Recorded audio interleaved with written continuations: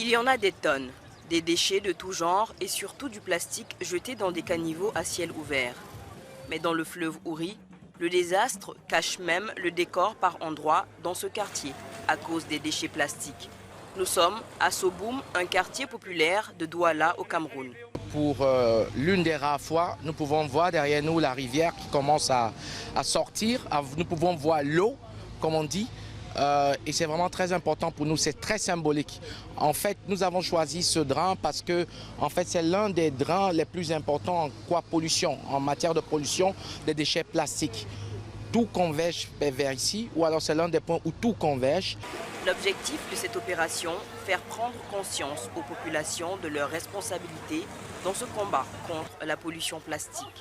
Un moment symbolique pour l'ONG River Cleanup qui a ainsi pu collecter son millionième kilogramme de déchets dans le monde. Chaque année, 8 milliards de kilos de plastique sortent dans nos océans. Et le Wouri, c'est un des fleuves les plus pollués de l'Afrique, c'est le top 3, et aussi du monde. Chaque année, plus que 3 millions de kilos de plastique viennent seulement du Wouri.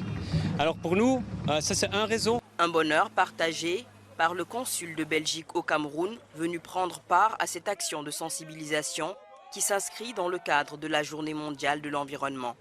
J'ai pu donc avec grande fierté ramasser le millionième kilogramme de plastique pour River Cleanup. Et nous espérons que cette action qui a été menée aujourd'hui va être poursuivie dans le futur, non seulement au Cameroun, mais dans bien d'autres pays du monde, afin de conscientiser les gens sur la lutte contre la pollution environnementale venant du plastique. Un véritable soulagement pour la population de ce quartier. À chaque fois qu'il pleuvait ici, là, toute la population de cette zone perdait le sommeil pour l'eau. Et vous savez que le drain était déjà trop plein, alors quand il pleuvait, l'eau quittait son lit pour se déverser que dans le quartier et dans les maisons, à 1 mètre au moins du sol. Franchement dit, quand nous voyons cet acte composé aujourd'hui, là, ça nous va droit au cœur. Le plus souvent, les gros débris de plastique emprisonnent et immobilisent les animaux, alors que les petits morceaux se retrouvent malencontreusement dans l'estomac des oiseaux et des animaux aquatiques comme les dauphins, les tortues et les poissons.